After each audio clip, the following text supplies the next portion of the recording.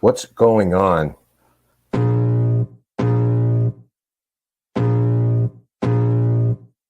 I can feel the blood creeping up from the heathens. Got will, got fight, got pride, got reason. If they wanna go eat, then you know I'm gon' feed them. If you're coming for me, hope you're ready for a demon. I got eyes in the back of my head, I'm seeing. Take me for granted and you know I'm leaving. I'ma take what's mine with the webs I'm weaving. I could take this crowd from seeing to believing. Got a taste for blood and my tongue keeps bleeding. From the words I spit, so sharp, so freezing. So cold, behold, frostbite they feeling. I could tear you apart or I could go heal them. Don't believe in fate, don't believe in ceilings. I just need a taste and my mind starts feeling. I don't pace myself, I grind on kneeling. Got lust for change, I just love the feeling.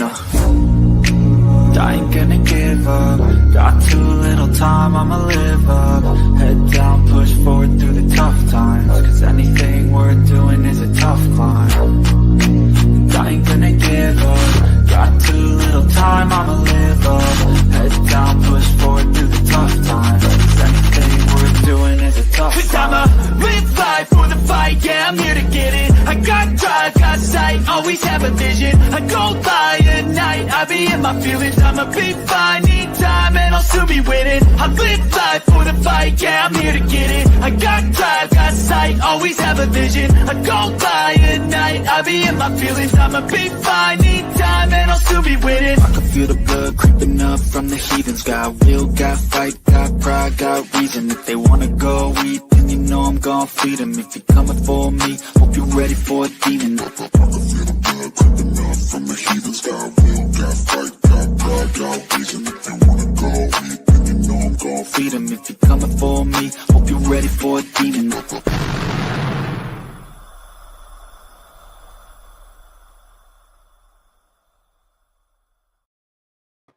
Ladies and gentlemen, good evening and welcome back to another episode of Dead Air Live on the Dead Air Full Spectrum channel. My name is George Lopez. With me, as always, Mr. Ken DaCosta. And we are here with you tonight for the next 2 hours in the topics surrounding the paranormal and other things. And I think you guys know what it is that I'm talking about because we have been talking about this for weeks now. I informed all of you that you did have some homework to take care of, and I hope you certainly did. We'll be looking for your questions also in the chat, but I've been excited about tonight for quite some time. Ken, haven't you? Very much so. Copious amounts of research, not just simply a documentary, but those in print.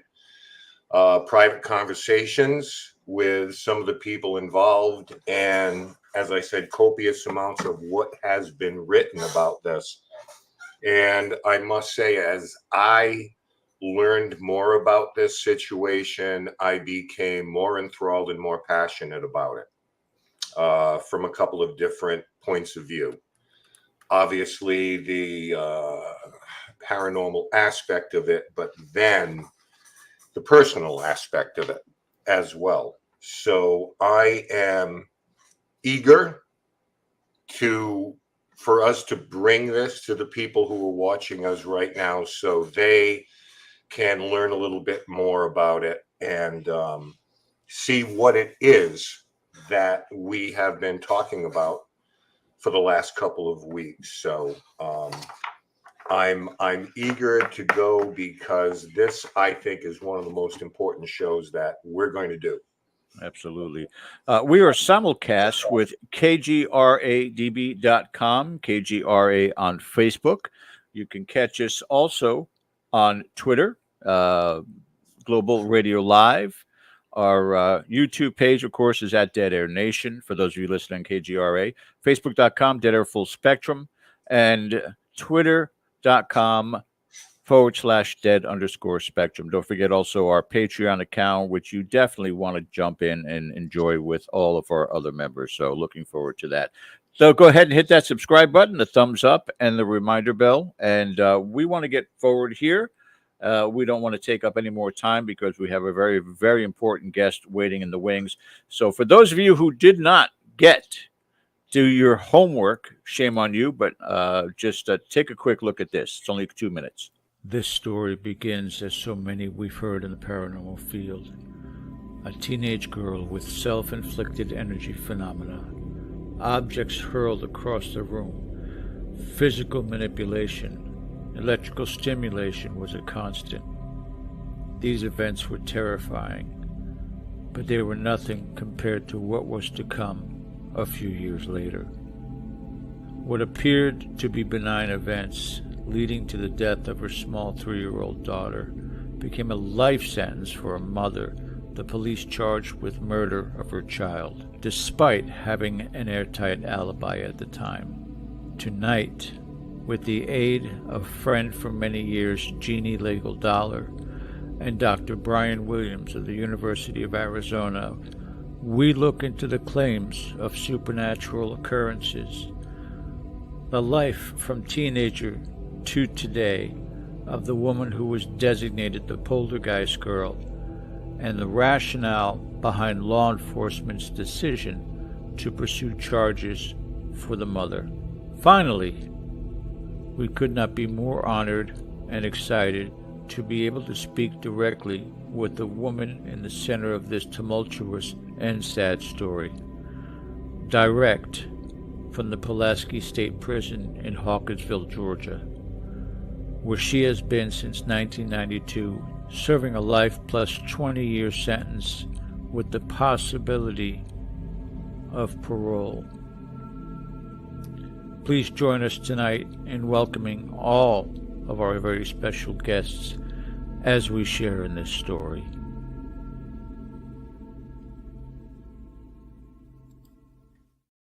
And ladies and gentlemen, as I just said, please welcome to the show our very, very honored opportunity to speak with Christina Boyer, who's calling from the Pulhaski State Prison. Christina, on behalf of everybody in the audience, on behalf of Ken and myself, thank you so much for being here.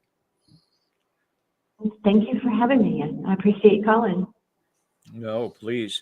Dr. Bryan Williams is in the green room. We'll be bringing him on just shortly. Jeannie will be joining us shortly. But I wanted Ken to get started with this as we talked to you before the show, chronologically where we wanted to go with this. So, Ken, I'll turn it to you, sir. All right. So, again, Christina, bear with me. Copious notes here. Now, at the age of 14, something rather peculiar and to you alarming happened to you. The ability, it seemed, to move physical objects. And curtain shares around the kitchen table. In moments where you became upset, this seemed to amplify. It wasn't understood by your adoptive parents, the Resch's, at that point in time. So I just want to take you back a little bit, first of all, to give everybody some background in what was going on with you as a 14-year-old girl and how it became such a sensation and led to some questions that Dr. William Roll, very, very well known, became involved in your case. So the floor is yours, Tina. At the time that all of this began and took place and became really out of control, I would say, because things always happened in the home. It just didn't become that noticeable and that out of control until I was 14. The things that were going on in the home at that time, things became really bad between my adoptive parents and I, really stressful at home. We were not getting along. I was being taught at home, so I never got to leave the home. I never left the house except to go to Girl Scouts or to go to church. If I got in trouble, then those 2 times were taken from me to leave the house. So I was just like kept in the house all of the time, and it's just a pressure cooker. One of the other adopted children that they adopted, the next one up from me, had been molesting me, and that was a problem. And I had been trying to get them to listen to me about that, and I was not believed. So there was just a lot going on, and everything just came to a head, I guess. So. Yeah. So, I mean, so let's address something. Obviously, you had photographers in, it became a media sensation. Unsolved Mysteries did an episode on you, and you, rightly or wrongly, were given the name, as you know, everybody gets a nickname, the Poltergeist Girl at that time. It seems to Right. me, and tell me if I'm off base, the idea of RSPK, or recurring spontaneous psychokinesis, was a term coined by Dr. Roll, which suggests that this wasn't something necessarily you could do on command. It became a byproduct of your emotions at the time. But That's what, yes, that's what Dr. Roll believes. yeah, and when we get Bryan and Jeannie on, we'll kind of pursue some other angles to this. But one thing I wanted to address is an instance where you had, I think it was from the Columbus Dispatch, if I'm correct, and everybody stood around in the house waiting for you to do something. And at that point, you were caught on camera knocking over a lamp.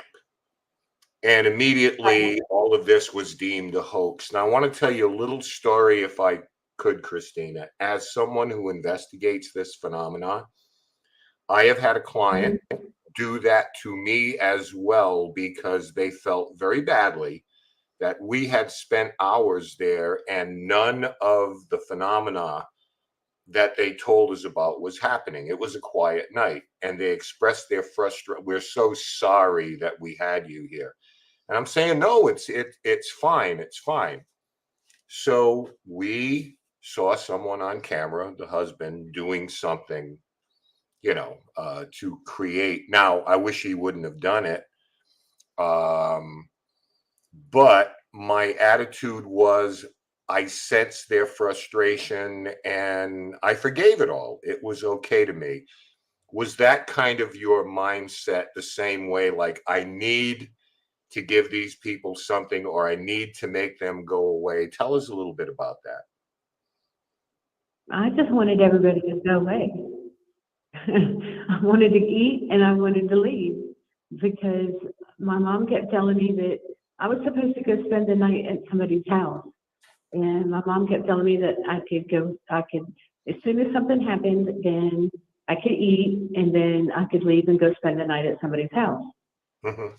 That was it. So as soon as something happened, I could leave. So we'd been waiting and waiting and waiting and waiting. It's like, okay, fine. And so that was that. And as soon as that happened, then I got to eat, and then she packed me off, and that was the end of it. Right.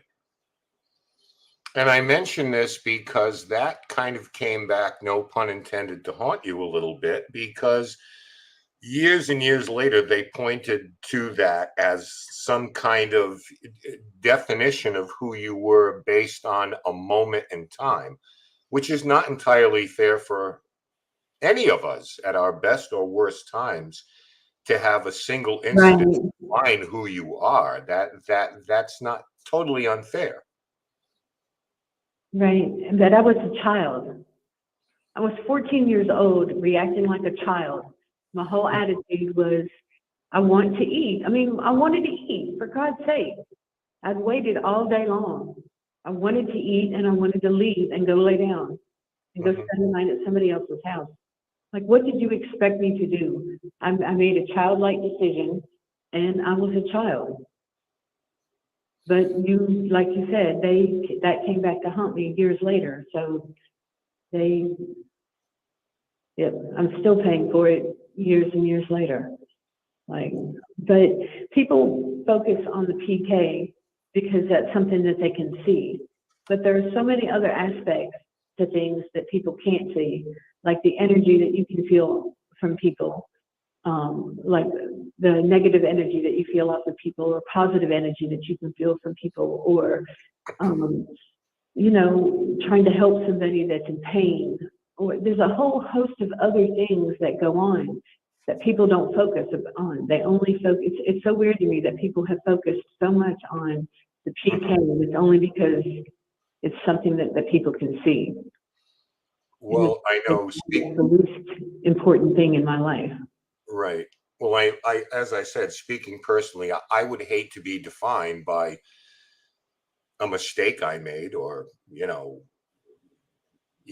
and have that be who I am as a person, because we're only human here. And as you said, you're a child of 14 years old, or whatever you were at the time, Christina. So yeah, I'm really sorry about that. Among so many other things. So, really quickly, take us into where William Roll decided to take an interest in you and what that experience was like. He showed up at our house, and he seemed like somebody who had all the answers to everything that was going on. And my parents, he wanted to take me back to North Carolina with him, and my parents were like, "Fine, take her." And he seemed like the perfect thing, to get me out of that house, get me away from them and everything that was going on. So I was willing to do anything. So, yep, he showed up, and he had all these tests, and I was willing to do any of it. I was basically willing to do anything, just so I didn't have to go back home. Yeah, I mean, and looking at it, and I guess one of the best parts about it is you were introduced to Jeannie Dollar. Absolutely. So I wanted to ask, before we bring Dr. Williams on, before we bring Bryan on, your experience was with William Roll, who is someone whose career, I followed as someone who has an interest in this. A great deal of respect for Dr. Roll, and I know that he was doing a lot of tests, moved in to the house for a little while to observe and to run different tests. And looking back to sum it up, did your experience there meet your expectations? Or maybe that's not the right word, expectations. Did it live up to your hopes of what it was that you personally would get out of all of this?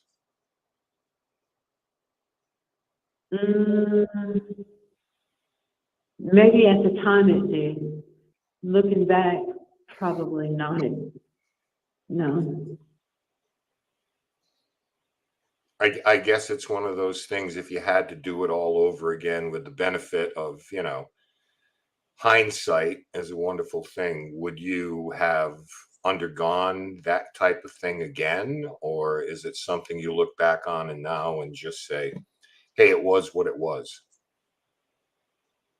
Well, I look back and say it was what it was. It's not like I really have a choice about whether or not I could go through it again. One of those things that's kind of worked the way it was, but and it was what it was, but I wish it could have played out differently. Yeah. Well, one of the things is that you were put in a position where you were asked to do these things on demand. And that, to me, seems to run contrary to how they happened in the first place, because it was all about emotional state. It wasn't necessarily about, move this or do that or whatever it is. Or am I kind of off base there? Were you able to do these things upon request? Well, that was the idea. The idea is because it was not an on-demand thing, part of what Jeannie did would be to try to take me back to those times that were so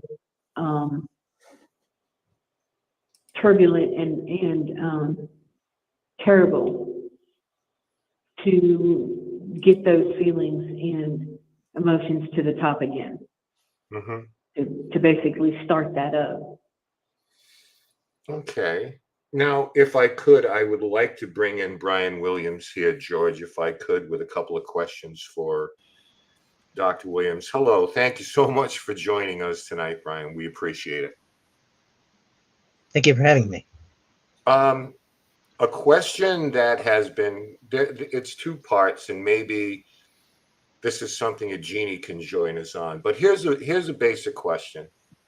In someone who does research and investigate this thing, is there a theory of what type of force or energy comes from a human being to manipulate, let's say, an electromagnetic field and overcome inertia and gravity in, an otherwise, object at rest, an inanimate object? Is there some kind of lead that we have on what is it within us that manipulates that to overcome inertia and gravity for an object that is not in motion? I mean, this is ninth grade science here, but do you have some thoughts on that? Well, currently, that's one of the things that parapsychologists are still trying to work out. A very interesting question. The best guess at this point is it has something to do with the term psychokinesis, as you mentioned, in the term recurrent spontaneous psychokinesis, coined by William Roll and J. Gaither Pratt. The term psychokinesis kind of refers to the purported interaction between mind and matter that parapsychologists are still trying to study. And at this point, we still don't have a whole lot of understanding of what that may entail.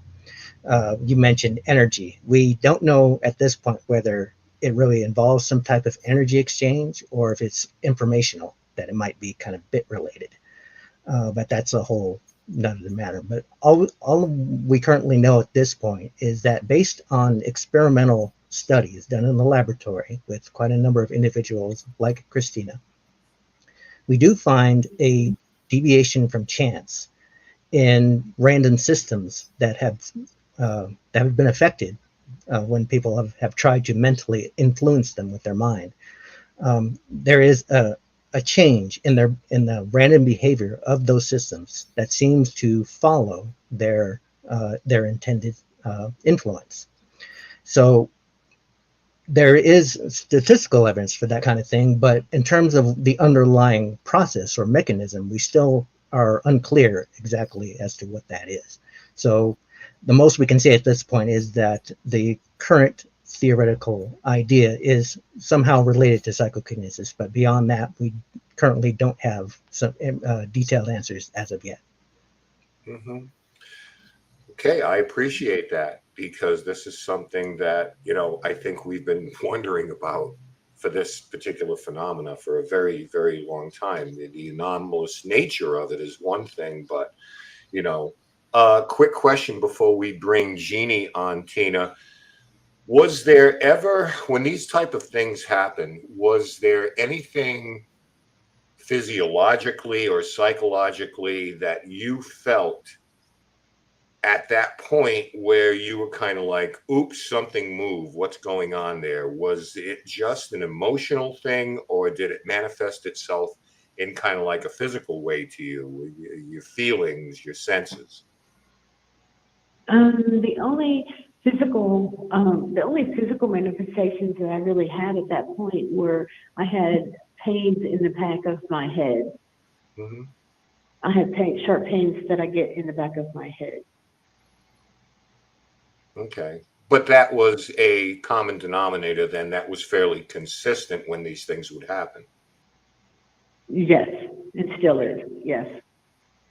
Okay.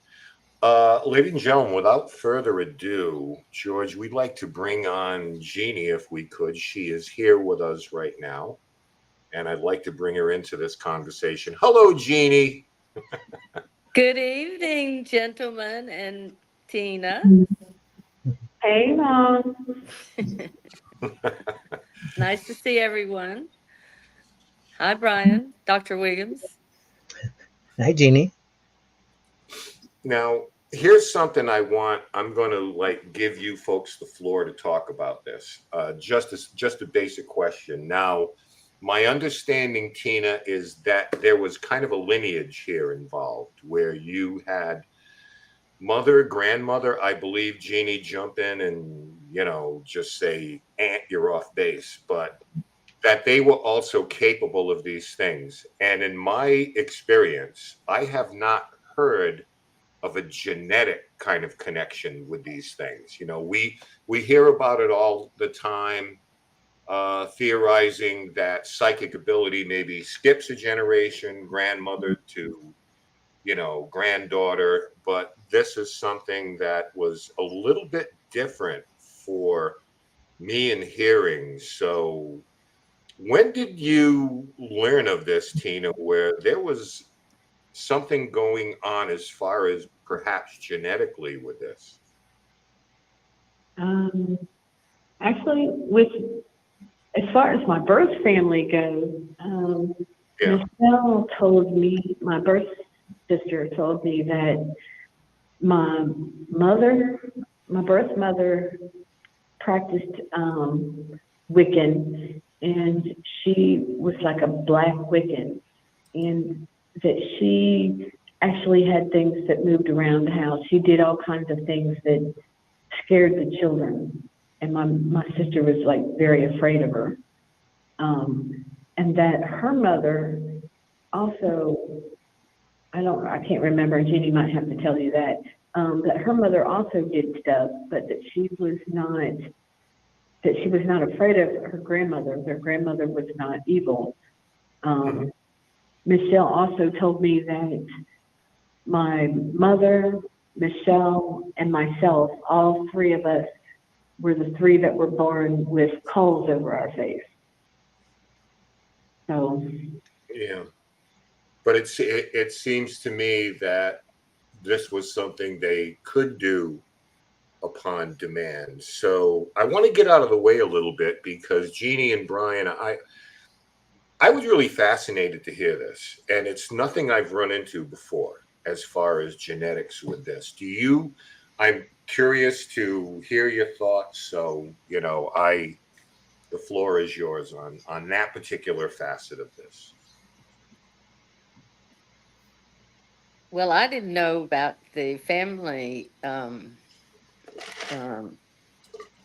genetics until, like Tina said, she found her biological sister. Mm-hmm. The a half sister, they have the same mother, and that was a few years ago. And she is the one who has reported um, the ways that their mother would use it, and then also the more playful ways that her grandmother would use it, which were more like making the teacup or coffee cup move across the table like a parlor game or something. It would sound like that, the way her biological sister would describe her memory of her grandmother. Whereas when her mother did things, they were when she was angry and she wanted to frighten them, and they would be things like pictures would fall off the wall and the glass would break, so that would be very startling. Other than that, it was news to me also that it literally seemed to run in Christina's family. Yeah, absolutely. Bryan, do you have any thoughts on that? Is this something you've encountered before, or was this sort of a new type of variation on this? Yeah, it's something new, actually, in terms of actually coming across more cases of it. Thanks to Jeannie, I actually learned about the family or potential lineage aspect that's involved in Christina's case. So thank you, Jeannie, about telling me about that. I did not know that before this either. Oh, But okay. But there are other cases that I've come across too that seem to suggest a kind of potential genetic component, that it runs in families. One study that I know of that's actually initially looked at that has been a study by Sherry Cohen, who was at the University of Edinburgh back in the 1990s. And she was studying the phenomenon, the Scottish phenomenon of second sight, which is the Scottish term for extrasensory perception, or ESP. Mhm. She was trying to trace the lineage of ESP among certain families who reported second sight. And she saw certain hints that it can appear among different individuals within a family. Sometimes, as you point out, it might skip generations. But in terms of the actual way it works, we don't have an idea about that. But recently, I've also encountered other families. Actually, I know other people in this field who have families who say that they also have had individuals within their family who were really well known in terms of their abilities, and can basically trace it across other members of their family. So that is an interesting aspect that seems to run in Christina's case as well, which is very interesting to delve into more. Mm-hmm. We're looking in chat right now, Tina, and there are some wonderful questions. And there are some, we have a tremendous audience here who ask better questions than we do sometimes, which can be kind of daunting if you're in our position. But I wanted to comment on this because this happened, in the 80s. In this day and age, something like this would be embraced. You would be the darling of the internet. But it wasn't so at the time because we had movies like Poltergeist were out, and we weren't as, not that we are evolved at this point either, but we weren't as welcoming and embracing of this. It was still, and you can correct me if I'm wrong, Bryan, Jeannie, this was still sort of a little bit taboo. I'm not going to say it's in its infancy because ESP, that's been around for a long time. But the idea of trying to quantify this stuff and measure it, we were just beginning that. And we were still looking upon this kind of thing as an oddity, where it was, to some people, in the Bible Belt, I guess, it was considered evil and there was something wrong. So I don't know. Tina, have you ever thought about that as far as, maybe with you, wrong place, wrong time in simple terms? I'll have to tell you, as far as sitting in here, like when I do watch the TV, it amazes me how much paranormal stuff that I see on TV these days. And I think to myself, like, if this had happened now, if all this had not happened when I was a kid and happened now, how different everything would be and how accepted I would be now versus how everything was then and how I see myself now. Because, like when I was like, oh, okay, I'm going to go do this interview. And they're like, about what? I was like, oh, about what a freak I am.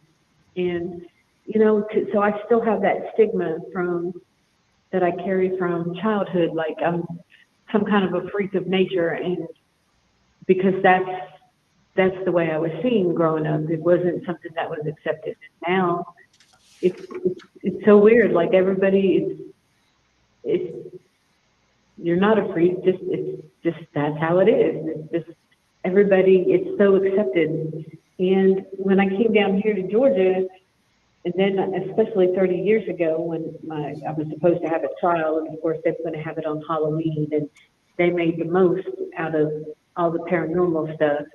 They of course used that against me, and like I was supposed to be a witch and all of that. So they really used all of this not to my best interest. Yeah, I think that, those of us who can remember having to get up and change the channels and not have a remote, and living in a different time back then, we have become so much more embracing of this. But I mean, that can be said about a lot of things in life. that as we Right. change, things, could have and should have been different.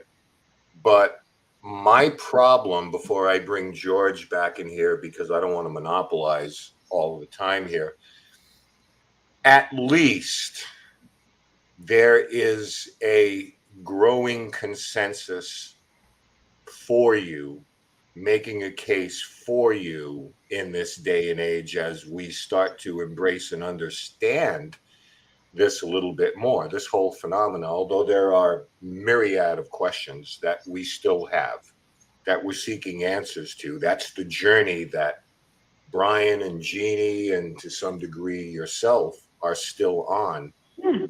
But I guess the I thing think, that comes, yeah, go ahead, Christina.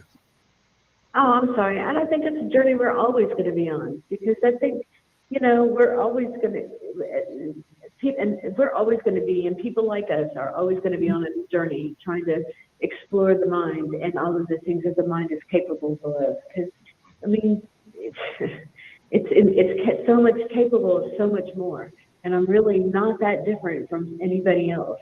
It's just for some reason my mind has found a way to tap into something. I'm really not that different from anybody else. Absolutely, and that is the case most of the time. But as we move on here, I'm hoping that we can bring this message to the public, and we will definitely talk about how we can help in a physical sense. But I thank you for your time, everybody. I'll be back in a little while. I'm going to turn you over to George's capable hands right now, so we'll see you soon.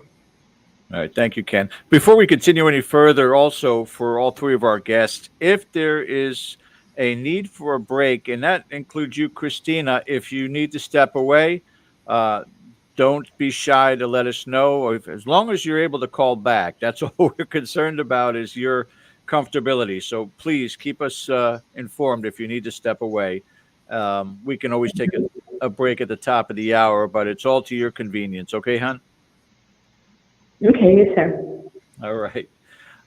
Something that I was brought to the attention of in the last week or so, particularly with Jeannie, we've had pretty extensive conversations, and it was a surprise to me to find out, Christina, that this was not a case of what we would still consider poltergeist activity, and perhaps Bryan could chime in on this also, where we were always taught, programmed in the field that poltergeist activity was something that would happen only in the teenage years, predominantly in females, and then as they would grow into adulthood, as soon as they would go through a certain change in their body, getting mature, that it would eventually dissipate. That's not the case with you, from what Jeannie was telling me. To this day, you still have activity happening. Yes, and we're going through menopause now, so yeah.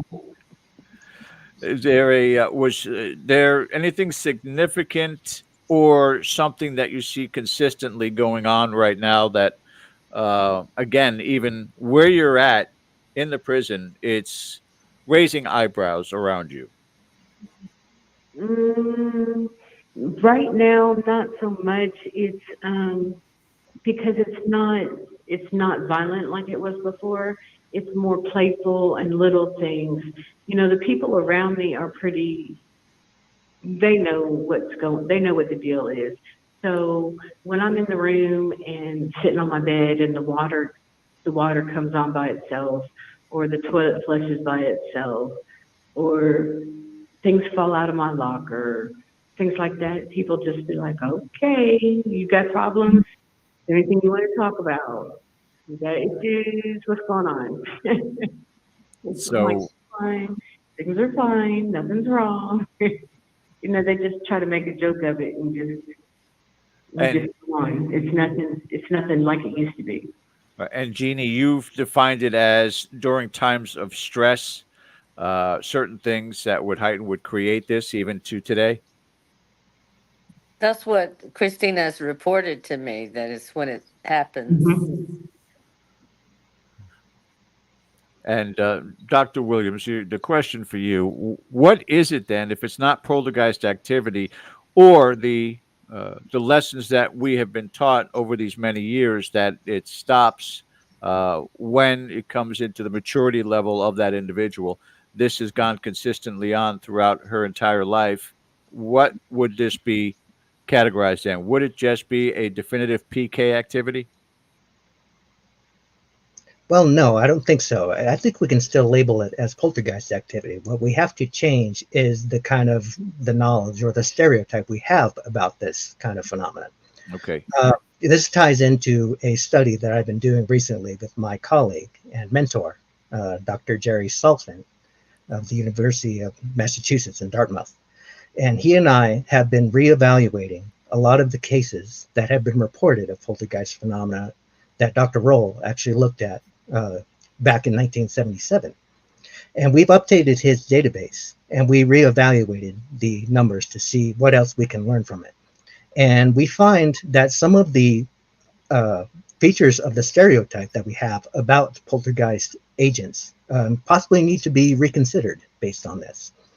One of the things is, yes, a lot of poltergeist agents do tend to be in the adolescent range, but it is not invariable. We can have adult agents. It's just not very common, but we do find them occasionally in cases. They make up roughly about 1/5 of the database that we currently have. So it's a small amount, but it's still considerable. So it's not impossible to find an adult agent. And also, they don't necessarily have to be female either. There are a considerable number of male agents as well. Our recent reevaluation of the database suggests that there are still a fair number of females over males, but it's not a statistically significant difference anymore. So it is possible to have males as well. And so the other thing too is that we have to be careful about the assumptions underlying possible some of the underlying psychological conditions as well. The traditional stereotype is that it has to do with repressed hostility. But we generally find that it can actually involve many other types of psychological conditions that can produce emotional turmoil or be related to it. And they don't necessarily have to be negative either. They can be positive as well. But it can be other conditions such as bereavement, or some people are moving, or they have health conditions and things like that. So there are a range of conditions that we find that could possibly contribute to this.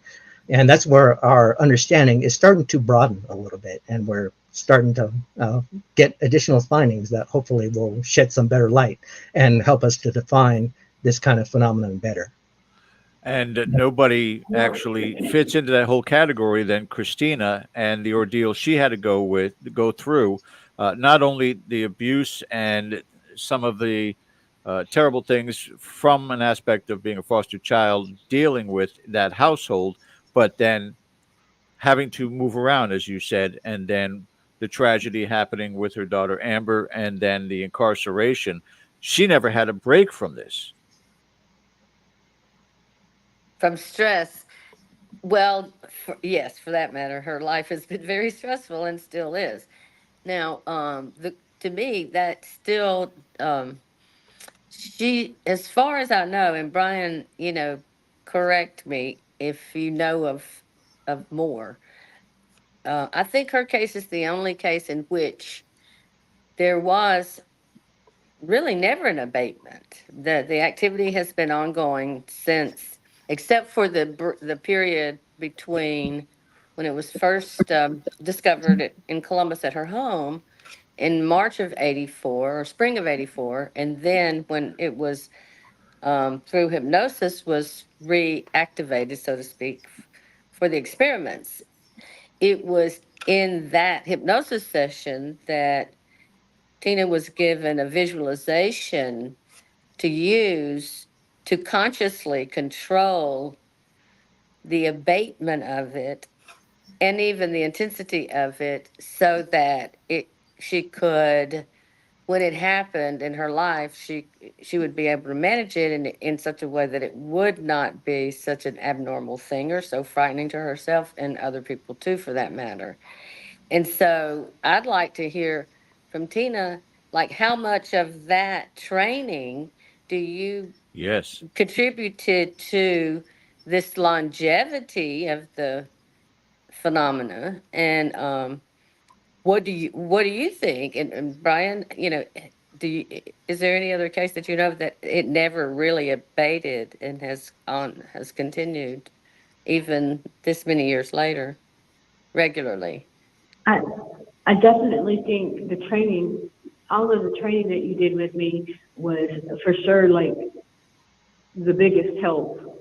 For one, like when things get started or would get started, the training to keep things calm, to keep things, under control, to not let things get out of control or let my emotions get out of control. That's been the biggest help, and not just with TK, but in a lot of other things too in my life. But I think as far as longevity, I have no idea what has allowed it to continue on as long as it has. The only thing that I can think of that would contribute to it not being as violent is that I am on a lot of mental health medication for suicidal ideations and depression. Ever since Amber's died, I've been on mental health, and I've never come off. Well, the one time I tried to come off, I slit my throat. So I tried to kill myself. So I have not come off mental health since then. I'm on like the highest dose of Effexor that you can take, and I'm on Prozac as well. So I take both of those for depression and suicidal ideation. So those two things keep my emotions pretty well evened out. But after a while, my levels go crazy, and I start to get depressed again, and they have to up those levels. But so. And meanwhile, you're working towards your bachelor's degree. Yes, I have just a few semesters left, and I'll have a bachelor's in communication. That is an amazing, amazing accomplishment considering everything else going on around you. The part that I want Dr. Williams to answer Jeannie's question also, but I want to know whether or not there are disciplines that have been introduced to you, perhaps in their meditation, things of that sort, that will help you keep things subsided and maybe even help you with any of those detrimental thoughts to harming yourself. Yes.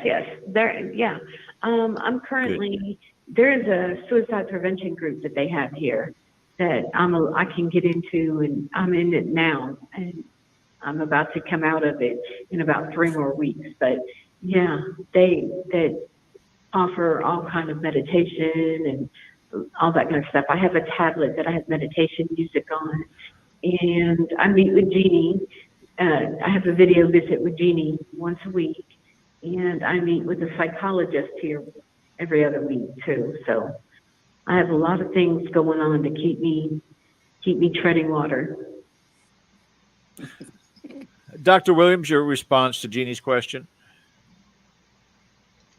Well, in the studies that we've done, it seems that we don't have a really good answer in terms of the longevity, because we see also there a range of different times for which we see how long the cases last. Speaking from the data that I've analyzed, they've lasted from anywhere as short to as 15 minutes all the way up to 5 years. And that's the longest that I've seen. In terms of being persistent, I haven't seen too many cases like that. Sometimes the phenomena, when they have lasted, say, for example, like 5 years, it's only been off and on. It hasn't been continual or persistent. And so that's where Christina's case is a little bit unique. And it's also very unique in terms of Jeannie's activity as well, because she makes the history books as well in terms of being the only researcher who has actually successfully reactivated an RSBK or poltergeist case through hypnosis. And nobody's ever done that before. So I think that should be noted as well. And so I give you praise for that, Jeannie. That is a very notable aspect of this case. Jeannie, no risk in doing the hypnosis, especially if it's an area that has never really ventured into this. As you being a pioneer on this, were there concerns? No, I Had a in girl. my training and education in psychology, in humanistic psychology in particular, included also studying parapsychology. And I did have some background already as a child, growing up in a Pentecostal religion, saw different things in worship than the average Protestant or person goes to church and sees and hears. But nothing, we didn't handle snakes or anything like that. But, there would be faith healings that were remarkable in the changing physical changes that would occur when people were prayed for, and also other, the speaking in tongues and the interpretations of those things, which always occurred when there was a collective quietness in the congregation, and it was always done in a feeling, an ambiance of this reverence, of this hush, which was always interpreted as the Holy Spirit, falling on the congregation, and it would be a hush to it. And then someone would begin to speak in a language nobody understood. And then when that person finished, somebody else would speak as if they were interpreting it. And it was always understood as if this was, interpretation was a channeling from the Holy Spirit or from God. And so I grew up with this belief system that you do communicate with something that you cannot see, that it is Yes. truly a felt experience, that it does and is felt not just emotionally, but physically as well. And then when I studied hypnosis, the premise for the success of hypnosis is that anything you have ever experienced is in your psyche, conscious or not. And therefore, hypnosis then is just really a vehicle that allows the person who is the skilled practitioner, and there are very specific techniques that you do need to be careful with anyone that you're Sure. using hypnosis with. Now my cat's scratching on my table, sorry. It's It's not okay. an earthquake. But I didn't think that it was any more something that I need to be any more careful about than I would anyone, because the psyche is not like the heart, where you can do EKG or you know, a CT scan and see all the little parts and see everything working. It's a big mystery still to all of us Yes. in every field that has anything to do with it to this day. Freud and Jung, they tried to analyze it and break it down like it was a part of the body, like any other system, and that there are principles of the psyche, and that there's the consciousness and the subconscious and the unconscious. And then Jung, he just went crazy with the whole elaboration on all that, and the archetypes, and those are real, and we see them all, these things, all to this day. The archetype of someone who plays the role in the community, that of the person who has that connection with the other world, with whatever deity that group um, reaches out to in this experience that seems to be completely universal. Sure. So I now and I were Brian knows that, you know, in the Anglo-Saxon Protestant and Catholic tradition, we have really stamped out, you know, through religion, the paranormal as anything that was beneficial, as you alluded to earlier. And whereas many other cultures and traditions, you know, continue to encourage it and to pass it along from one generation to the next, and Yes. saw it as a gift, as a calling that you that did follow in many cases from, you know, your ancestry. So I think that I just had enough knowledge about cultures, other religions, um, and enough experience of my own through my own religion that I knew that there was some reason that there was something that I felt as a child, and that all religions and cultures are all choosing people in their communities to tap into this for themselves, whatever this is. So I wasn't afraid of that. The only fear I had would have been just like anybody else. The psyche's fragile. We don't know much about it as far as moving around in it. And you just have to be really careful when you're working in the area of the psyche, in the depths of the psyche that are unconscious to the subject. So that was the really only concern I had. Speaking about the psyche, I wanted to, before I bring Ken on, because we want to go over some of the PowerPoint screenshots that we have with Dr. Williams, but I wanted to, uh, as far as your psyche or your mental health part of this, Christina, I can't go through our chat for the amount of support. I'm going to ask Jeannie on your next phone call to go back to the recording of the show and just read from the chat the amount of wonderful support you're getting from everybody tonight. They're all understanding. They're all on your side. They're all extremely supportive. So I just wanted you to know that, and rest assured that you are loved, and there are concerned people out there that would love to see this all resolved. Once Ken does this PowerPoint presentation with Dr. Williams, then I want to shift a little bit uh, to the arrest and everything that transpired around that. And Dr. Williams, you're welcome to stay on with us because there are some questions about PK in regards to what had transpired with regards to her daughter and to Christina. So, Ken, I'll have you come back on with us Sure. and leave you in with Dr. Williams here for a second.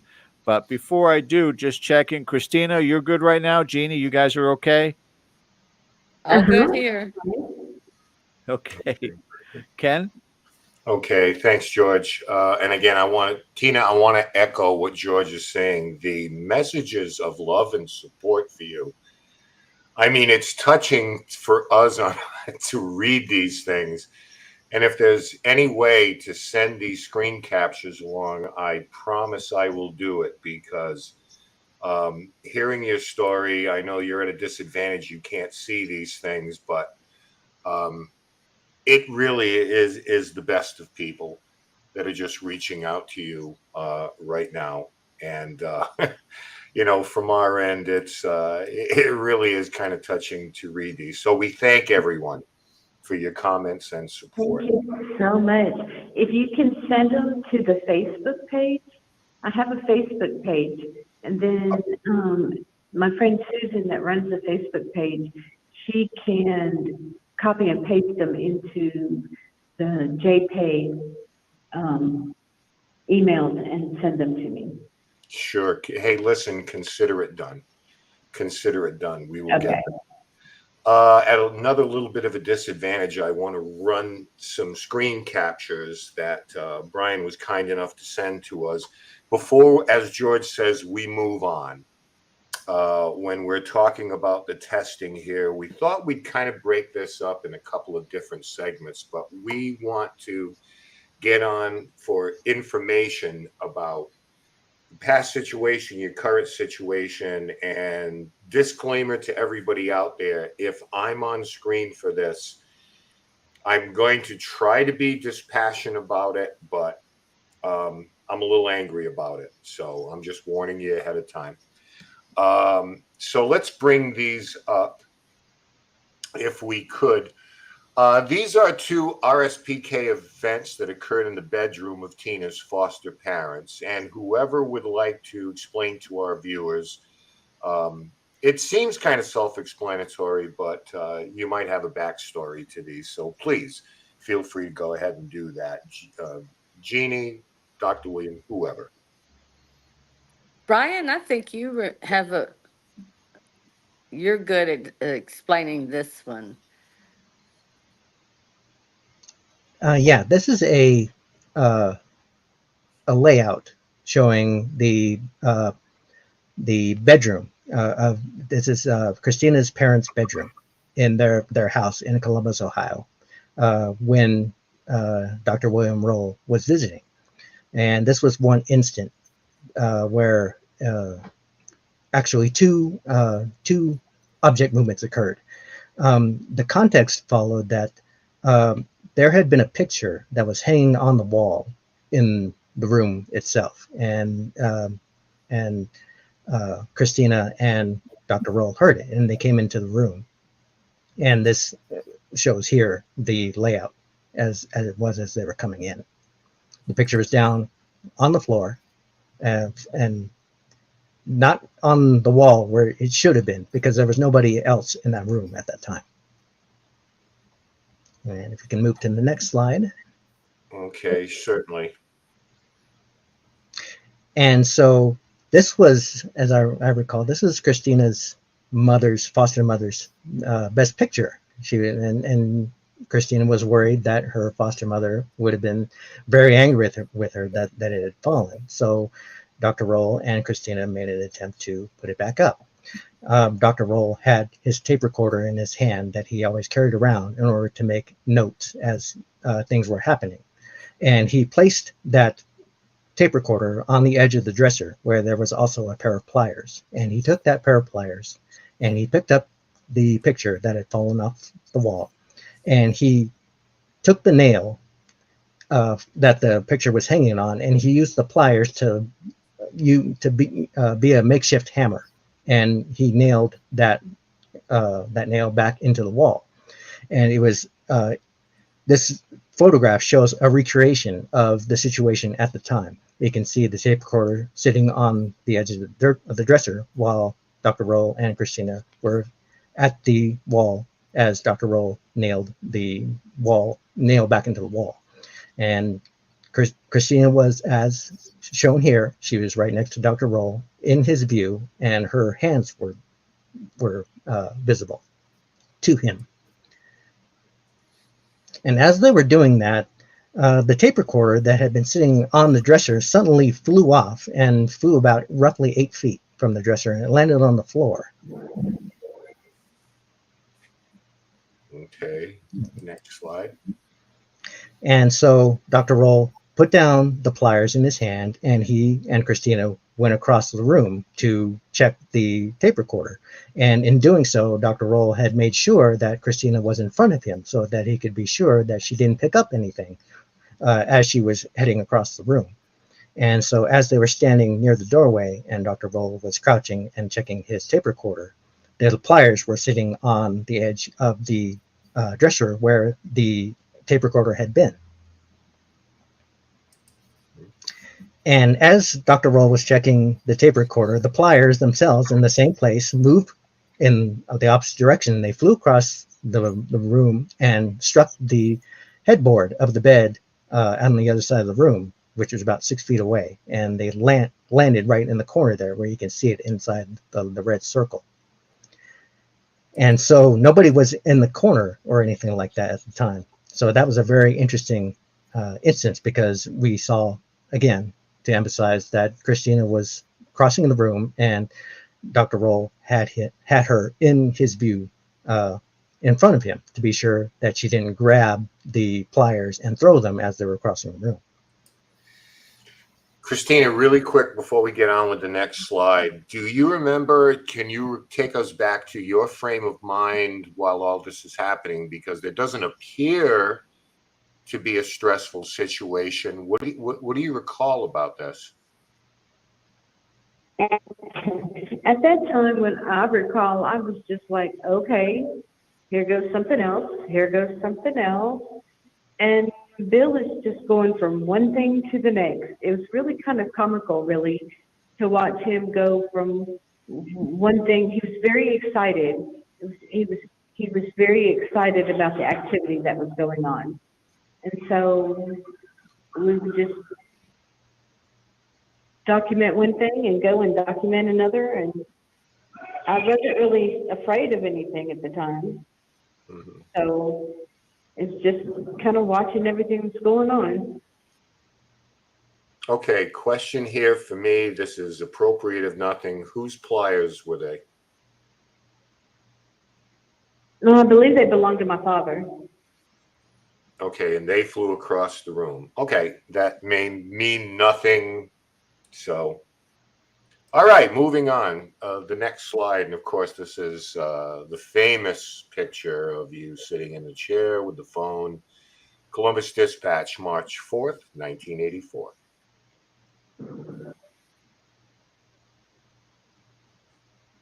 Okay, pretty self-explanatory. So we'll move on to the next. This I is would like to when make I'd like to make a comment about that photo. absolutely. Now, I wasn't at the house, at her house, when Bill went there to investigate it initially when everything happened. And but what I can say about the many things that did happen when after we met in October during the experiments, proper and in between the experimental periods, I never saw anything that you could actually see in flight, like in this photo. So, and would like to ask Tina, I don't recall before her ever saying that she had ever seen anything actually in flight or not. Okay. It's, And by no, the way, it's very rare to catch it. It's almost like a side view out of your peripheral. mhm. And by the way, Tina, I want to tell you in this picture, you are rocking those red Adidas, by the way. Oh, God. Oh, my God. You're making those look good. All right, so we'll pull up the next slide. A little bit, or a lot of newspaper coverage. And of course, where there's this kind of thing, there's James Randi, not far behind. Of course.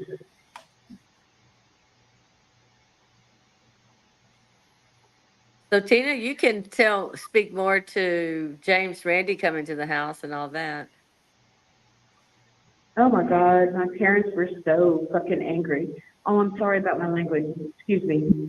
My parents were very angry. Joan was, all she kept saying is, you're not going to make this a circus. This is not going to turn into a magic show and some kind of a circus, and get out of here and leave. And it was like some big old showdown between Bill Roll and James Randi out there on the lawn.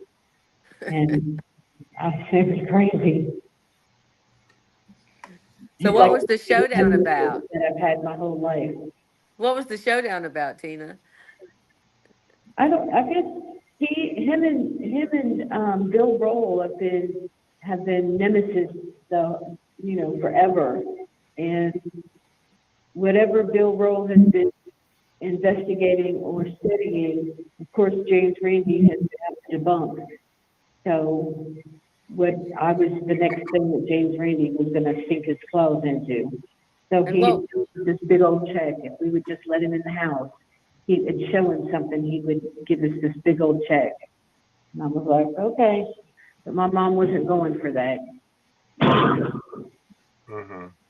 Well, as you know, someone, we were showing this, but reading the fine print, as they say, with a check, ostensibly a check for $10,000 to allow him to come in and just tear this apart. And I will give Joan credit. Didn't want him in the house. Don't like the offer of money for the purpose of what it is that you are trying to achieve there. So, good on Joan for that, in my opinion. All right, moving on to the next slide. This is a shot, Tina, of you in the kitchen. Sitting at the table. Yeah, you're just sitting at the Yes. table, being your pretty self, and Oh yeah, okay. it's a nice. It's a Tina, very do nice you remember some of the things that happened in the kitchen that you can describe right now? Yeah, the eggs coming through the refrigerator door, eggs popping up from the frying pan and hitting their ceiling. I remember that. I remember a drinking glass, hitting the wall so hard, the part that you drink out of, the glass hitting the wall so hard that it is embedded into the wall. They had to cut the whole piece of wall out to get the glass out. Yeah, I remember forks and knives and things coming out of the drawer. The clocks on the hands on the clocks just going round and round. The microwave turning itself off and on. Yeah, just Thank goodness. crazy. All Yeah, right. when I go to sleep. So yeah. And Bill's trying to document all this. So what we're looking at now is RSPK events in the Resch home. It's pretty detailed.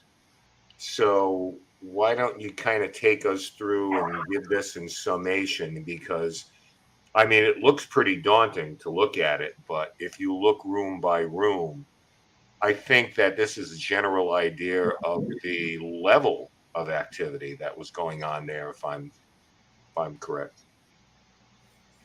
That's Mhm. probably the Yes. best way to talk about this particular image, because it there it does show everything that happened, and it's as you can see, there are so many lines running so many places that it would take a while to describe each and every incident. But needless to say, that's what Tina means when she says it was much more dramatic and much more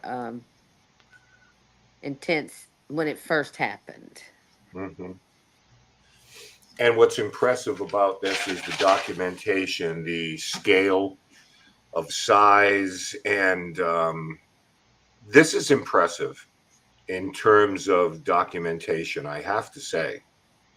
Extremely distances, things like that, movements, objects, everything. It's extremely well documented.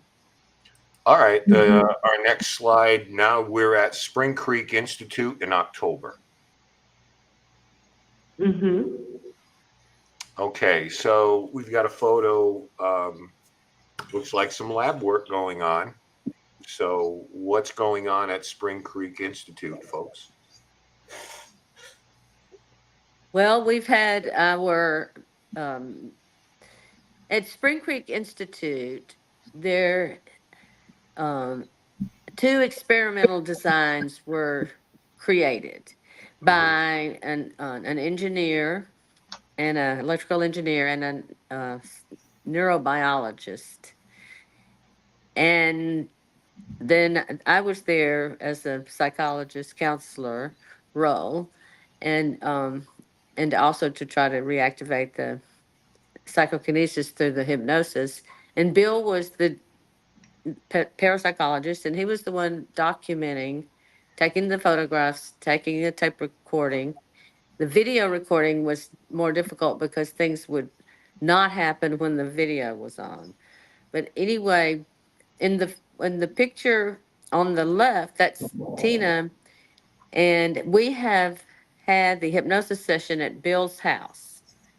And she's been given the visualization of how to activate it and then how to deactivate it. And in that first picture on the left, she's standing before one of the designs. One was a sea slug cell that had a regular beating rhythm to it, and her job was to slow it down, stop it, and then start it back. And so, in those periods that she was trying to affect the experiments, she was instructed by me mainly to do whatever she felt like she needed to do. She wanted to stretch out her arms and hold her hands over Right. the devices, fine, not touching anything, obviously. And to also use the visualization that she had just learned to be able to succeed at the tasks that she had been asked to do, to slow down and stop the firing of the sea slug cell, and then to start it back again, which she was able to do. On the right is a picture of myself, and the person on the left is the neurobiologist that just created the sea slug cell experiment, and another one that involved a piezoelectric crystal that she moved under a bell jar without touching anything. Mhm. So that's what those two pictures. I'm just looking in the microscopes at both the experimental objects, the crystal in one and the sea slug cell in the other, so that I have an idea of what it is that she's seeing, and what the tasks are, so that I can instruct her during the um, working of these tasks. Right. Understood. Okay. Next photo, Spring Creek. We're looking at you, Tina. Kind of looking absolutely thrilled at what's going on. Yeah, Oh my God, I must have that, the one with the electrodes on my head. Yes, correct. Yep, that, that's that me. was a Great. EEG testing. Did you One of one of many. do any work with things like galvanic skin response, Jeannie? No, we just did EEG because of the neurological. It's the more the most direct neurological measure, Okay. and galvanic skin response has more to do with, like if your skin temperature, you get wet because you're anxious or whatever.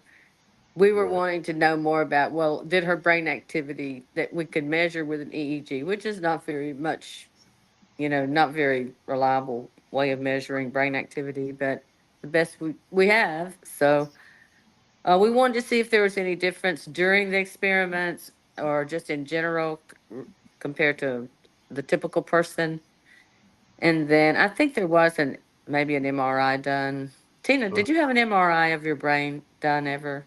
Yeah, I've had so many MRIs, it's not even funny. Yeah, OSU was the first one to do an MRI. But there was Right. nothing really significant, if I recall, right? Nothing significant was noted. My brain stem is crooked. Your brain stem, you said?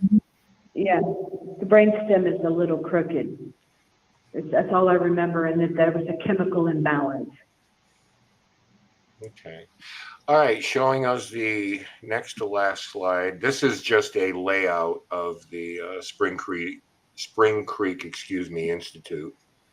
Office experimentation rooms, so far and so forth.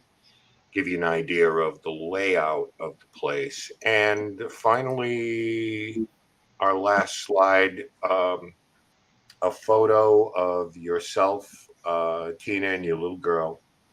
I guess this is at Spring Creek.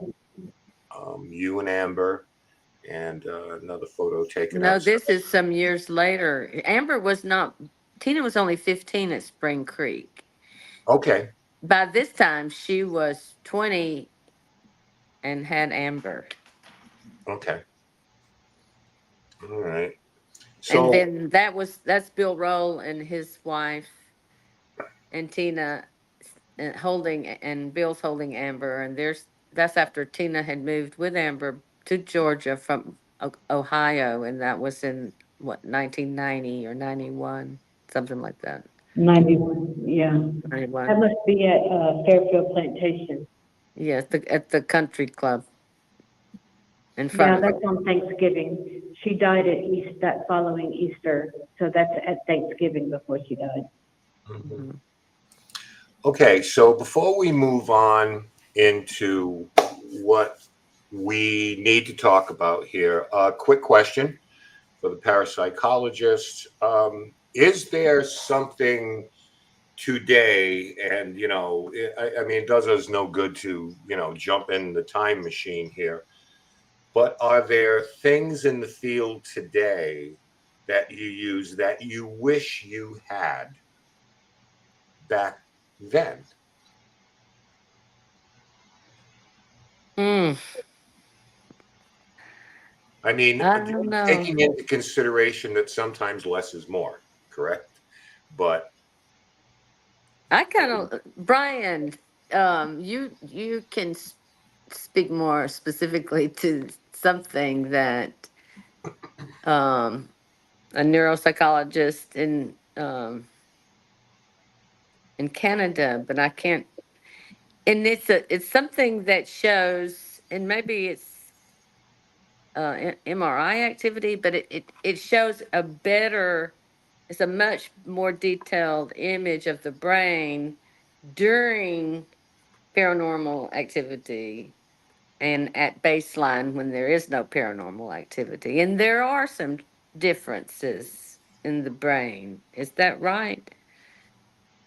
That, as far as you know, Brian?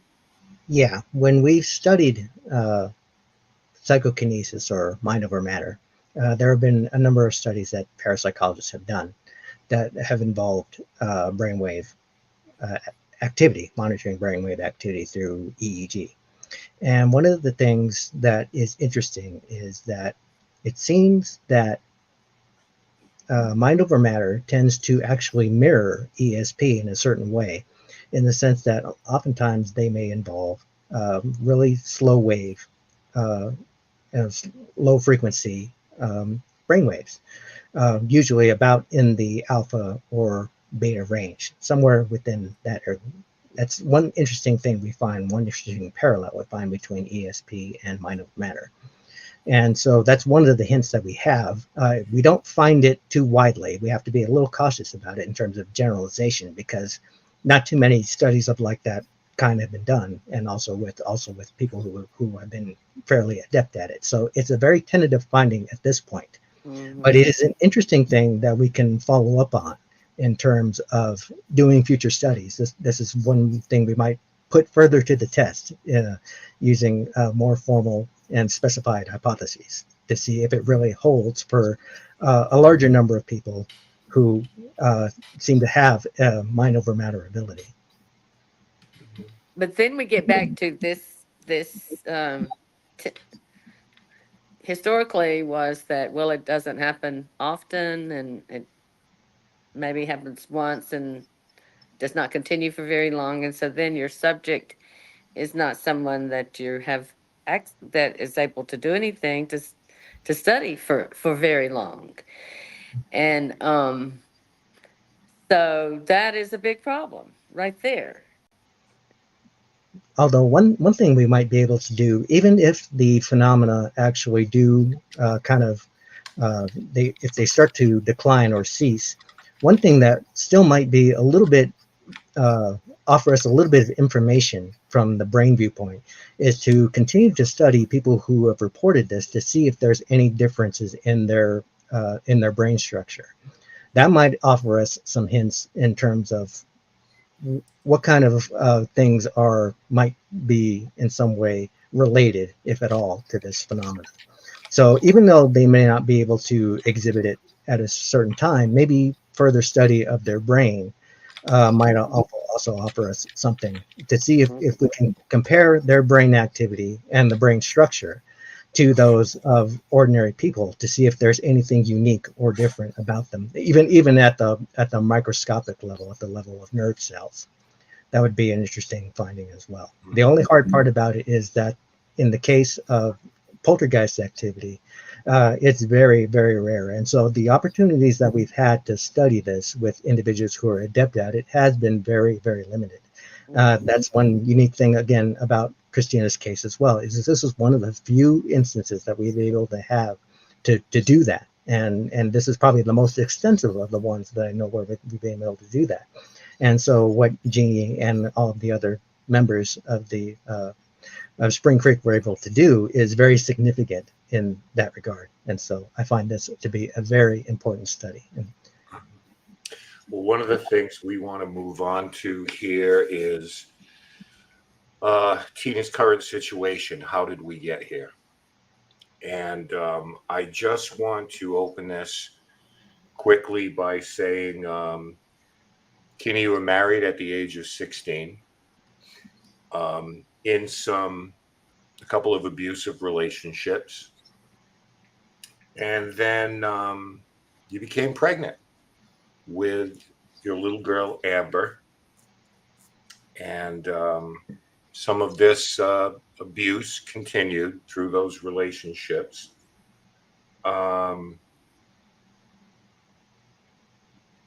You packed your bags for Carroll County. We're showing a picture of you and Amber. It's so beautiful. So beautiful. So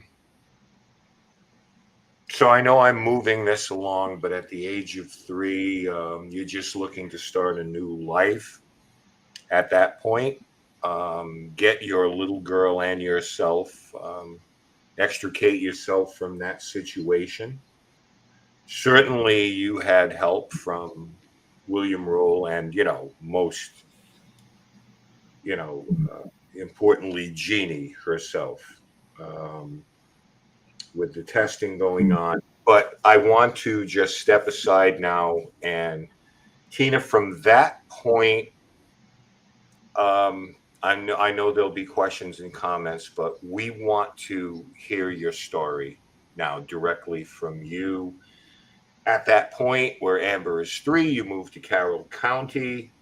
We've talked about the relationships and extricating yourself from those. So please just tell us, leading up to how we got here. Well, I moved down here, like I said, running some abusive relationships, and I started dating. I was dating a guy named David. He had a daughter named Ashley, the exact same age as me, as my daughter, Amber. And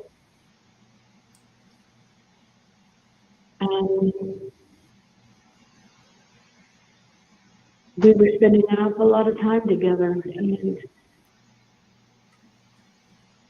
And when I would go to conferences with Jeannie to talk at conferences, or go to Jeannie's house and work on, Jeannie and I were working on our first book together. He would watch Amber for a couple hours. I would leave Amber at his house with Ashley to play. And when he would pick me up, Amber had a bump on her head, and she told me that she had fell off the sidewalk and bumped her head on the curb. And one other day, she had some scrapes on her knees and her hands and her elbows, and said that she had fallen down the stairs outside his house, these little wooden stairs, and hit the gravel outside. And I believe that these were accidents. This is what my daughter had told me. This is what he told me. This is what my daughter had told me. everything was consistent with what they were telling me. I didn't have any reason not to believe it. Um,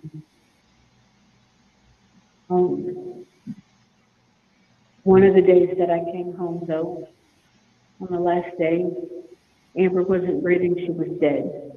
When I came home, my daughter had been murdered. She was not breathing. Now, this is unfortunately, you were kind of a newbie in this town and in this county where David was not. Matter of fact, the two main detectives investigating this case knew of David's family.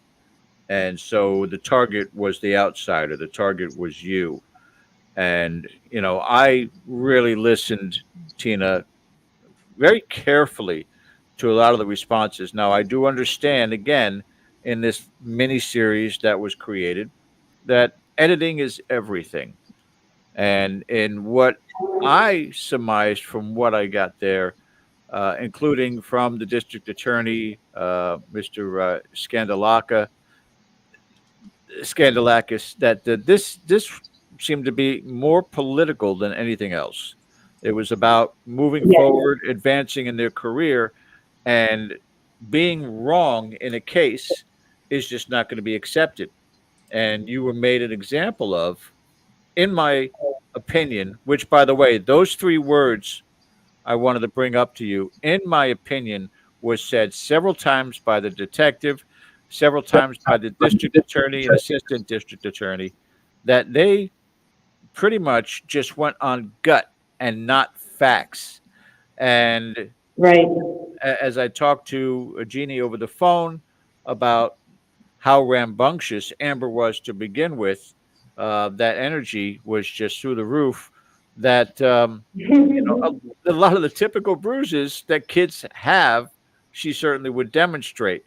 Not to say that something nefarious happened in your absence with David, but certainly the fact, for those who are watching this tonight who maybe didn't get a chance to see this this miniseries, and I still encourage you to do so, is just mind-boggling to me that you were not there. You were actually at Jeannie's for 6 hours prior to her passing, and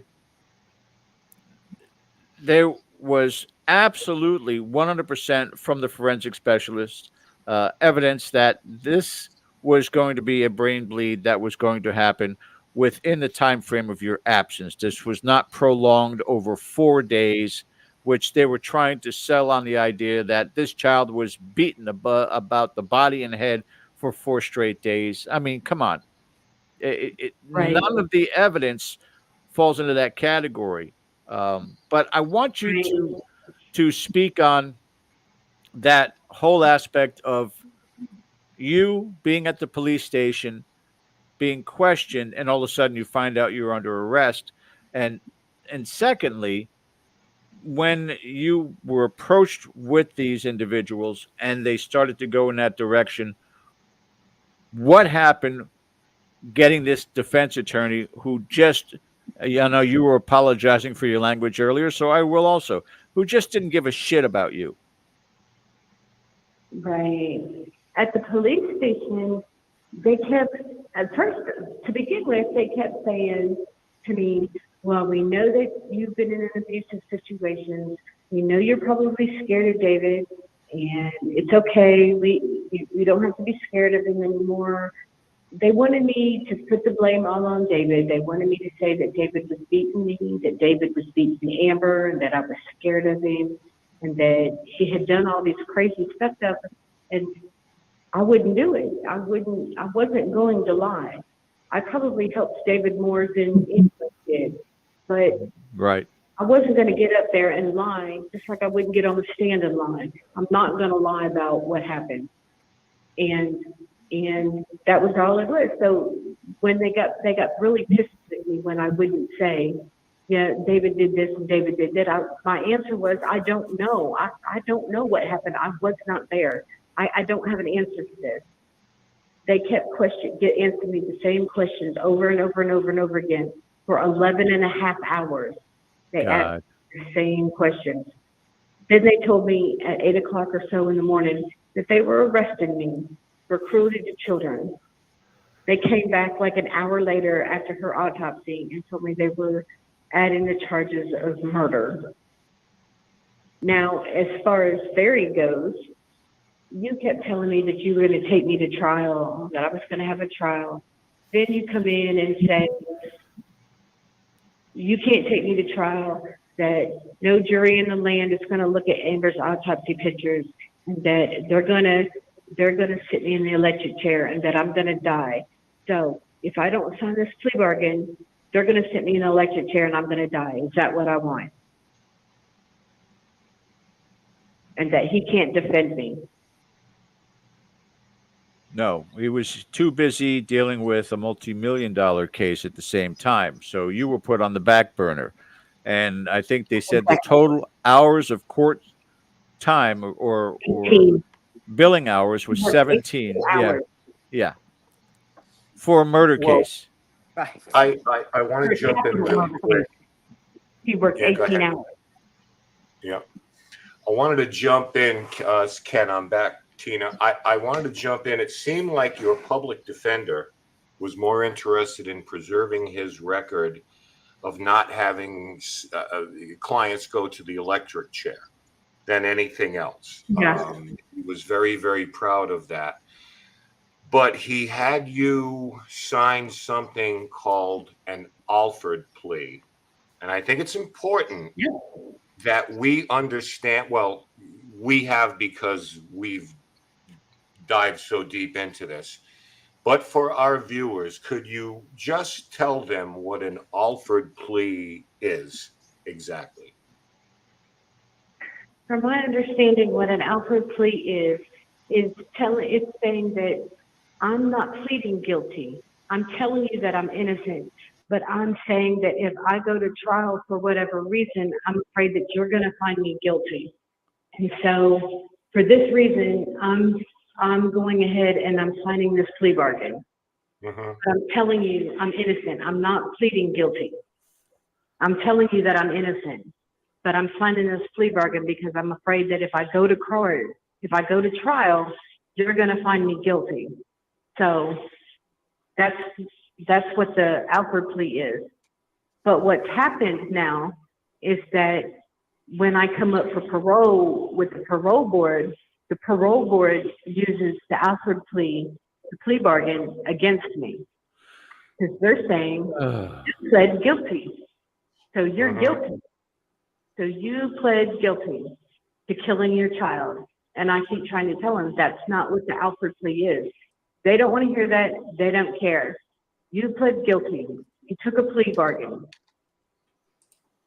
So you are guilty. And unless I tell them that, yes, I'm guilty of killing my baby, I just continue to sit here.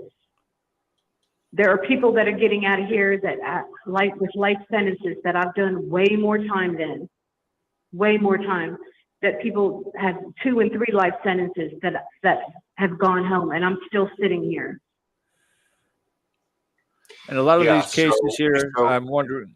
I'm sorry, Ken. I just wanted to throw in there. You're going to have to reel me in because there are elements of this that I know I'm really upset about. As am I. So I'll go ahead. Keep with your fire for right now, Ken, because I got a few more. So go ahead. Yeah. So this was a deal struck between your public defender and the DA. It's like, and he has said on the documentary, hey, you think it's easy keeping somebody from the death penalty? Well, you come down here and do it, as though, you know, I'm trying to tell somebody how hard it is to hit a 95-mile-an-hour fastball or something like that. You come down here and do it. So he seemed to be. No. I think it is to try to find a reason to stay alive in this hellhole that he's buried me in every single day when I wake up. No, I would rather have been put to death. Do Well, you know how easy it is or how hard it is to find a reason to stay alive when I wake up in the middle of the night and I think I hear my baby calling me? Yep. Well, Every night? I was going to parse I my don't words care a little. what I he was has going to say about that. He's an idiot. Okay. I'm Agreed. sorry, I keep talking over you, but I was going to parse my words with this, but okay, you're saved from the death penalty, and instead you're given like life plus 20 years. That's better. I'm being sarcastic, of course, but Yeah. I mean, but protect that record. I'm dying. And the investigators, and I don't want to get too far ahead of myself here, George. So we'll get to all of this eventually. So go ahead. Yeah, I just find it just comedic that, and again, Jeannie and I, Christina, have had several discussions about this in depth. I didn't want to go down any avenues during the show that I didn't have to, and she steered me in the right direction. But yes, I have absolutely brought it to her attention, and she has been thinking in the same sense that all of this came down to politics. And right now, the reason why your parole hearings come back with a decline, with a no, is no admission of guilt on their side. Because once you are released, regardless of what the parole is, you have freedom of speech. You can now go out there with whether it's writing a book, going on a show, going on radio, and being able to express everything that transpired with regards to this. So this is a gag order, so to speak, by keeping you behind bars for as long as humanly possible. And I know that, since, and Jeannie was kind enough to present this to me, since the release of this docuseries, you've come before the parole board time and again. But the predominant thing that they seem to want is an absolute admittance from you that you committed this heinous crime and that you show remorse to it. Is anything about what I just said wrong? No, that's correct. And I will, if that's what it takes to get out of here, then I'm going to die here. Can I pose a hypothetical to you? And I think I presented this to Jeannie also. I don't remember what she answered to me. But in this circumstance, and we're just a little bitty podcast, this is not Nightline or 2020. But I'm going to bring this up, and hopefully this is not something that would be a causality for them to deny you again. But if you were to admit to this crime and to express your remorse, would it not then give you the freedom and then the ability to recant that, the ability to say, this is why I did what I did, this is why I said what I said, this is why I signed the Alfred plea, and I was hornswoggled. I was absolutely manipulated as a young girl, even though I was legally an adult, but I was manipulated by this system to where I wound up being in prison for life plus 20. Is it worth the deception in front of the parole board to present what they want to hear? It's all what it is, to be able to gain your freedom once again, or do you want to stick by your laurels? Well, here's the thing, sir. Even if I was to say and tell them everything that they wanted to hear, word for word, there is no guarantee. It's not written in blood or written in stone that they're going to let me out. Right. Just because I say that doesn't mean that they're going to let me out. There's nothing to say that they won't come back right after I say that and say, well, so you've been lying all these years. So why have you been lying all of these years? So are you telling the truth now or are you telling the truth then? Which is it? Oh, okay. So it is predominantly a Q&A session with them, because it seems as if they don't even really go through a question period with you right now on your parole hearings. They almost come to that judgment. And I'm going to have Jeannie speak on this also, because Jeannie, you were telling me about who's positioned on that parole board right now, and it's quite shocking. Well, the parole board in Georgia has always, and this has been since even 2007, Dr. Roll and Dr. Aarons and myself were able to get a meeting with one of the parole board members. And that was when she was first up for parole after 7 years, and when she was told that would be her parole out date initially. And they denied her. And everybody was pretty upset, and she was suicidal over it because they really, really misled her and all of us about that this was it's going to be 7 years. She'd be released. That was part of her reasoning for accepting the plea. She'd already served nearly 3 years. She would only have to do 4 more, and then she would be released. And so, but then they told us that, well, the way it works with the parole board is that once you're incarcerated and you've been convicted, even if it's you that took the conviction in an offered plea, or you were convicted by a trial, by jury, that is not their job to relitigate your case and decide whether, in fact, the outcome was correct or not. Their job, and the only job they have, is to decide whether they believe you have been rehabilitated, that you are show remorse, and that you will not be a danger to yourself and others upon release. Now, there is, and we've had attorneys, even as most recently as the last 2 years ago, to try to get to the parole board and present her case, her good standing as an inmate, and not relitigate it, but just say, okay, she's done this many years, and even as of the fact that she's past 30 years now. That's why another attorney was hired to go to the DAs to try to get the DAs to say something to the parole board about she's just simply done her time. Let's just release her because she's done her time. And this attorney said that the parole board does not hear anything from anyone, not an attorney, not the DA at the time, no one.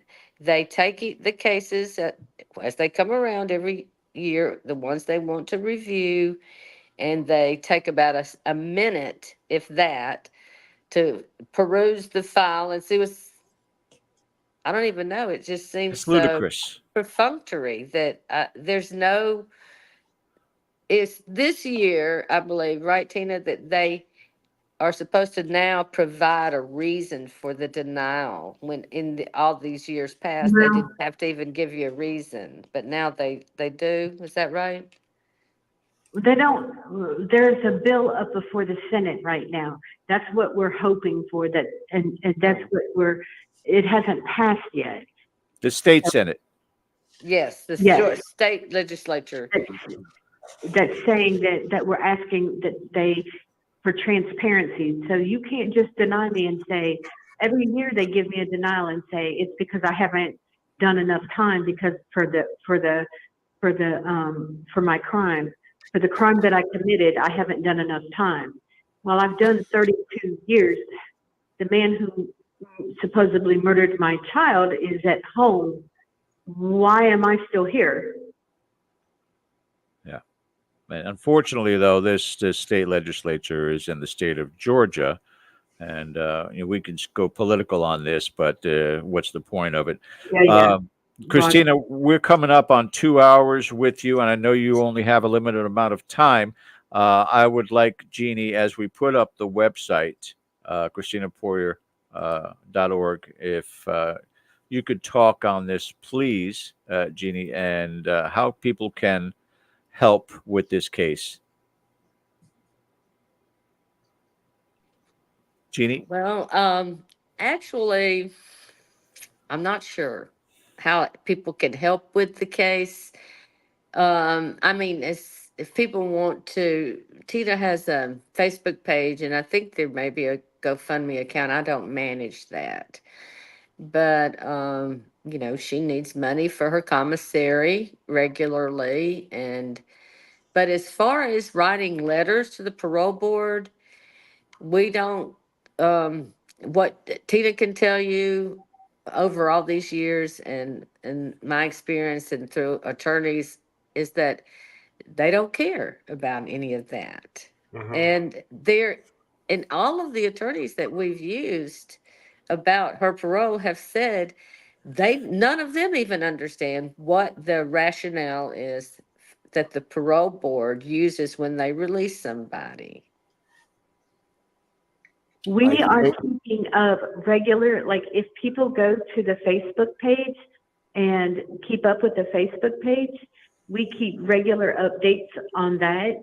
And we keep regular updates on like if there's something that people can do, or if there is a petition that people can sign, or if there happens to be somebody that people can call or something like that, we post it there.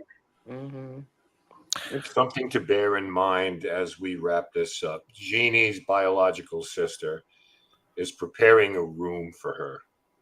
No, Tina's biological sister. Tina, what did I just say? Jeannie? Oh my God. Yeah, okay, yeah. Like I said, my head, I'm angry. I'm upset, I'm disappointed, but Tina's biological sister, thank you, is preparing a room for her when she is released. So there's hope. They're keeping hope. I want you, within the sound of our voices here, to keep that hope alive too. Yes. Because this is so wrong. And I have really kind of stood down on this because I have so much more I'd love to say about these people who promise us, if we saw the evidence that they had, we'd all change our minds. But they don't seem to want to share it. But they have no problem sharing their opinions in terms of character assassination of Tina, as far as, putting her down, expressing their personal contempt for her, which has nothing to do in a court of law at all. This is a bad deal all around. So I don't know. Tina, you have supporters here.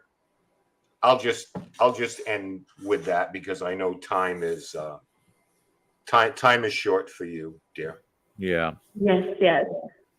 If you want to, before we let you go, Christina, address the audience. We have a very generous audience, a very concerned and caring audience. Also, after the show, we will put the Facebook link up in the comments section so people can go back and see that. But anything else that you would like to express before we let you go tonight, hon? I just would like to thank all of the people out there. I've never seen the internet, so it came out. I haven't seen it, but I understand from my friends that there are a lot of people out there that are supporting me and that are behind me. And I just really want to say thank you to everybody who is out there and who keeps my daughter's memory alive, and who are thinking of me and praying for me and sending support to me. And I just really, it really means a lot to me to know that I'm not alone in here. So thank you, everybody out there. And God bless everybody. Thank you so much. Thank you so much as well, darling. And I'll keep in tabs with Jeannie, what's going on with you. And hopefully the next time we talk, you'll be on screen with us, maybe from a beach somewhere. That would be wonderful. I would love to see the beach. Tina, one last thing. We'll make sure that we take care of this for you. Okay? This call. Yes. Okay. Yeah. I was Okay. gonna, am I still on the air? Yes. Oh, okay. Is there a way that I can talk to Jeannie off the air? Okay. Call me after this is over. Just go. Can you call me just like the regular way after this is over? Well, I don't have any. I was just going to ask you to put money on my books because I don't have any money for at all for Okay. store or phone or anything. Okay. We'll help do. with that. We'll help with that Yep. too, through You Jeannie. do that tonight? Yes, ma'am. We got this. We got I this. love you. We go through. Are you talking about through JPay? Yes. Okay, that's her commissary account, and only certain people are allowed to do it that are on her visitation list. No, we'll send money to you, Jeannie, and then you can transfer it. Yeah. We got Okay. this call. Okay. Okay. All right. Great. Thanks. Christina, God bless, and stay strong for us all, okay? Because we're staying strong for you. Yeah. Thank you. Yeah. Tell her that all the That. time. 40 years, Thank 46. you. How many years later since 1984? Oh my goodness. This is what? Okay. 40 years now. Long That's a enough. long time. Sweetheart, you're an inspiration. You take care of yourself, get some rest, and we hope to hear about you soon. Thank you guys very much. And thank you, Bryan. Take care. Oh, are you back, Christina? I don't think so. I think that was Okay. probably the chime off. Wow. I can't thank everybody enough. I can't thank her enough. I know we ventured into a different kind of realm, but sometimes in life we have to advocate for people who can't advocate for themselves.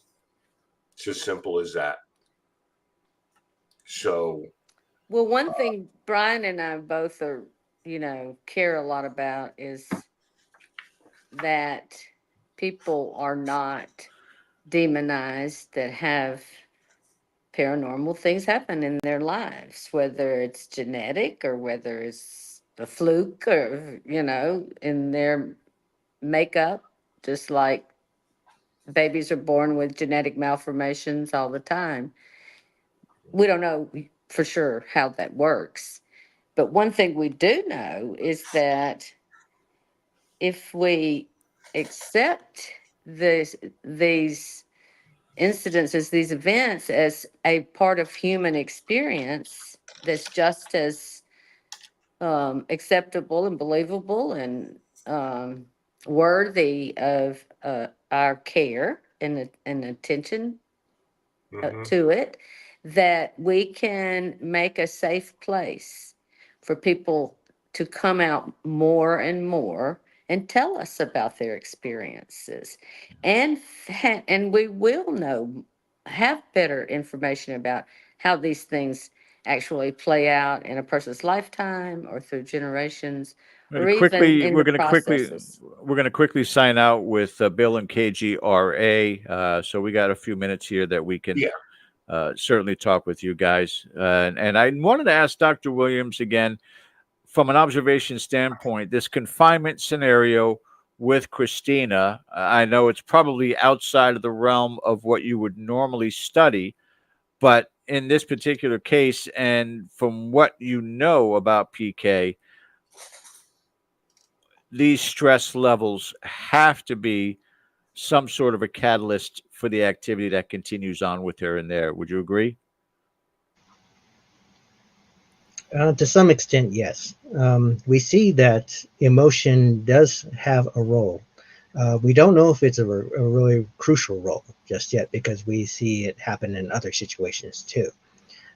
When people are in different moods, as I mentioned before, it doesn't necessarily have to be negative moods too. It can be positive ones as well. We see that in some instances where kind of experimental instances where people have gotten together to try to produce PK in a kind of semi-seance situation like in the old days. And the way they do it is they actually kind of build a rapport by getting together and singing and having a good time and just building basically almost like a mini friendship.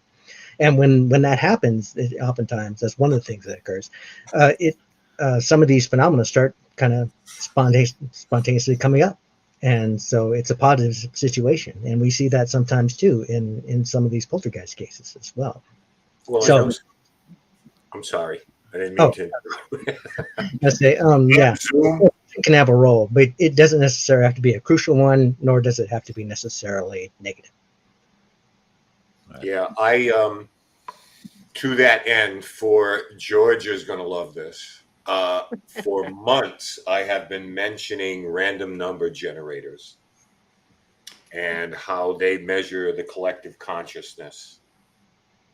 And Dr. Williams has been at the forefront of that. I don't know if you knew this, George, but he's been involved in that project. I've talked about this for months on end, how we somehow measure the idea of traumatic events, how they affect us collectively, happy events, power of prayer, and everything like that. And you're talking to one of the gentlemen who is actually at the forefront of this thing that I've been harping on and on for years here about this study that's been done at major cities. So George, Bryan, George. There you go. I think it is going to. The important part of this is finding the recipe. What unlocks these abilities, and how can they be triggered in a safe and controlled environment to be able to harness this ability, and obviously for the betterment of mankind. Dr. Williams, I applaud your efforts and what it is that you're doing, and certainly do not want you to push anything to the side with regards to those abilities that are out there. We've talked about that before. We'll talk about it a little bit after the show, but God bless you for what it is that you do. Jeannie, same thing for you in psychology and parapsychology. It's an important part of what it is that we have for our field, and we continue to get this kind of positive reinforcement in the field versus the negative that we all know exists, that's out there. Things are looking brighter for the future for us. But stay with us, guys. Bryan, Jeannie, don't hang up. We're going to close out the show at this time. Again, I want to thank all of you for your very valuable time and information this evening. And we're going to revisit this again, and hopefully very, very soon with some good news too. But I want to thank you guys for joining us tonight. Our Patreon members will see you in Town Hall tomorrow night. On behalf of Ken DaCosta, my name is George Lopez. Thanks for joining us, guys. We'll see you next time. Again, Jeannie, Bryan, hang in with us. We'll be right back. I see her rolling up, Uber black Cadillac, high heel boots and a sexy body full of tats. Baby's bad, oh baby's hella bad. After her there ain't no coming back. Wanna take a run at that. I think she's feeling me, turn it up a few degrees. My imagination of her body gets the best